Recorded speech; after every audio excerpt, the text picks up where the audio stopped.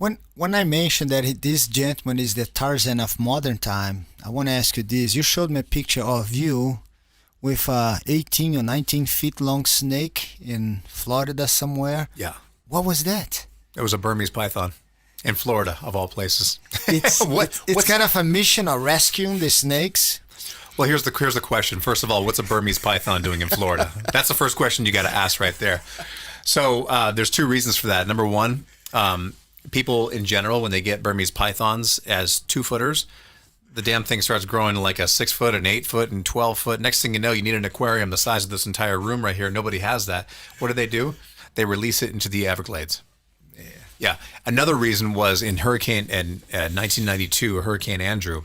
There was a pet shop and it had apparently they were breeding Burmese pythons, and thousands of pythons. The pet shop got obliterated.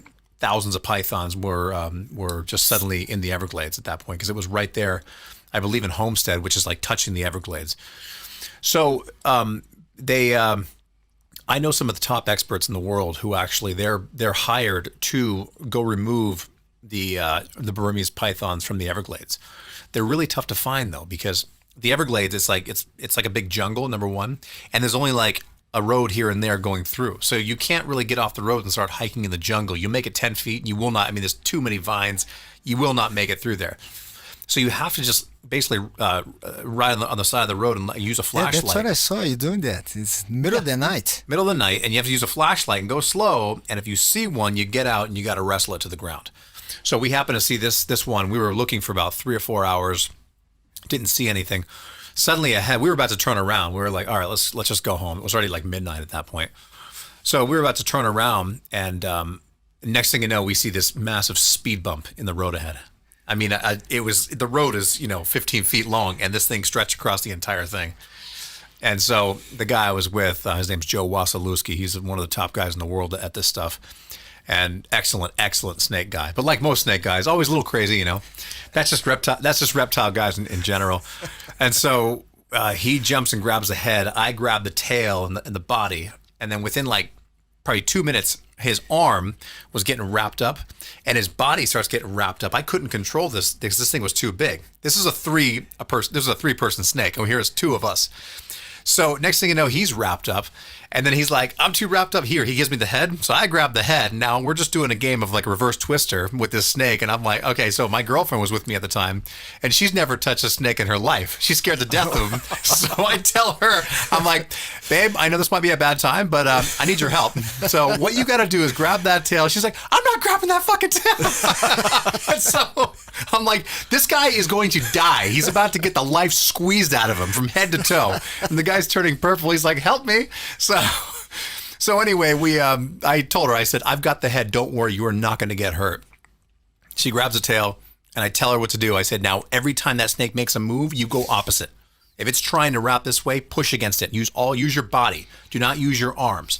It's a tail. It's not going to wrap you. I've said, you got the very end of the tail and a foot in and put it against your body, elbows in, same techniques, and push against it. Use your body. And so I was like literally teaching her on the spot. And it took us about 15 minutes to unwrap this guy. And finally, the snake was restrained. We bagged it up. We put it in this bag. I swear it must have been, like 4 feet across, a couple feet wide. You could fit any size snake in this thing. This thing barely fit in there. We had to like shove it in there. It looked like a human body. It looked like we were the mafia. We just whacked somebody and we're ready to dump it in the Everglades at midnight. It's amazing though. Wow. And so the whole point of removing these things from the Everglades is they're unbalancing the ecosystem down there. So before these Burmese pythons were released in the Everglades, the apex predators down there were the alligator and the Florida panther. Not anymore. The Burmese pythons are taking out alligator. They're taking out everything. They're taking out everything in sight. And so you can't have an imbalance in the ecosystem like that. So they need to be removed. They have to. And basically, you guys went over there and rescued the snake and released somewhere else. It's not my job what he does with them. I know. That's but you catch the above snake. my pay grade. How's that? And let me ask you this too: is how is it when you have to do the Shark Week? Was that your first experience with sharks, or? No. I've done sharks before, but Shark Week was just the main stage for me. It's